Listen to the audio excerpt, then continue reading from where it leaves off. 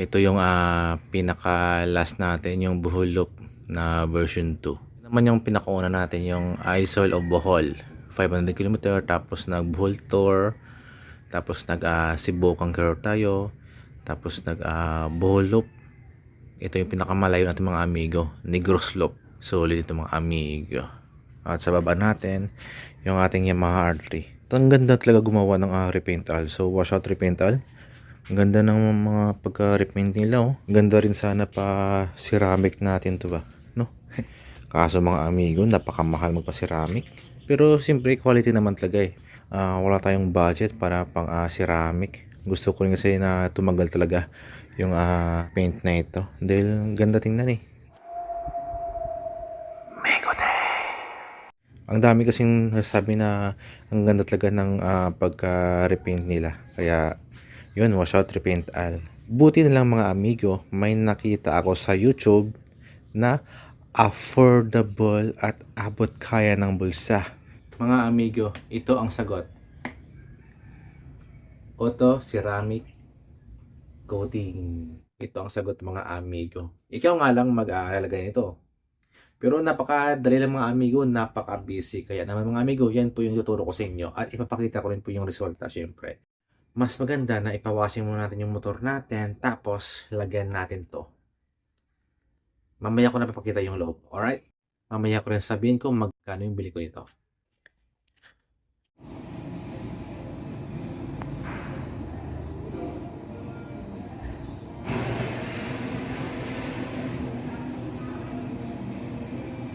Gaya ko number. Sindan mo tulungan ko number kumaya. Wala pa man sinensen. Sindan mo. At yun mga amigo, nakauwi na po tayo dito sa bahay natin. So, basa pa. At yan, napawashing na po natin yung ating Bloody. At fresh na po siya.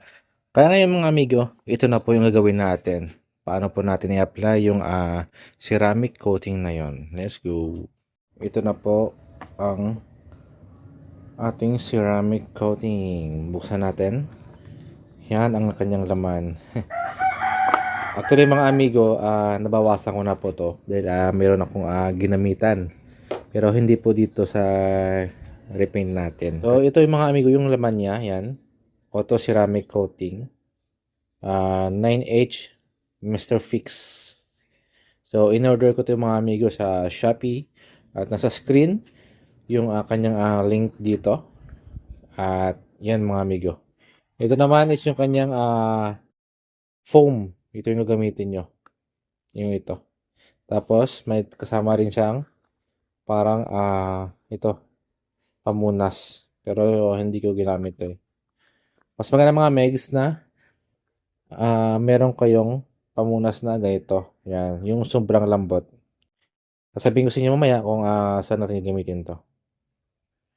So, tara mga megs. Ilagay natin to dito sa ating pina-repaint.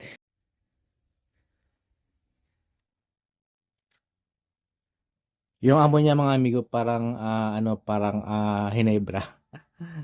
Amoyin nyo.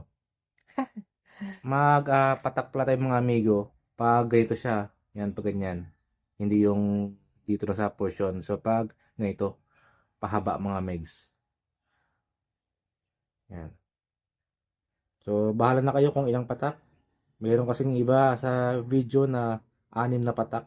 Sa akin, bahala na, marami. Kasi malaki naman to eh. Tapos, punas.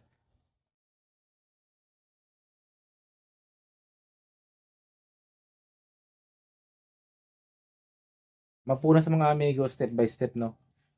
Wag mo na lahatin. Dito muna tayo. Sa taas.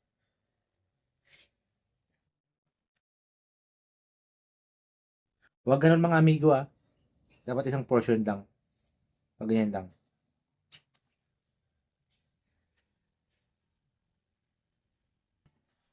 Dito naman tayo. Ulit.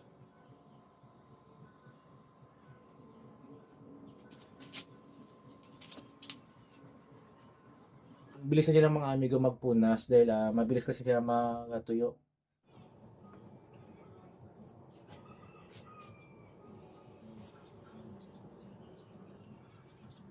Sa kabila naman tayo. Ganun pa rin. Patak lang.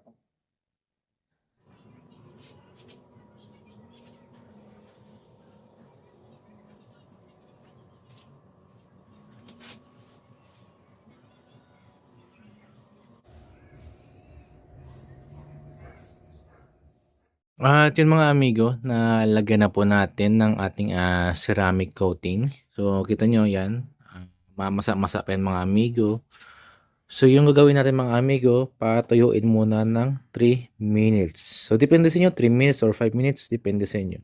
Pero sa akin, 3 minutes, okay na yan. Dahil 3 minutes na mga amigo, punasan natin to.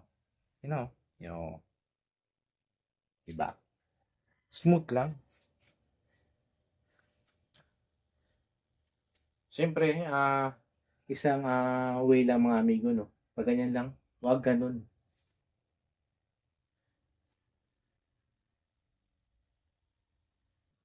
Huwag idiin ang pamunas. Para smooth na. Smooth. Parang pinapatong mo lang yung basahan. Yan. Oh, tapos yan lang. Di ba? Alright? Okay, basta alright. Punas-punas lang.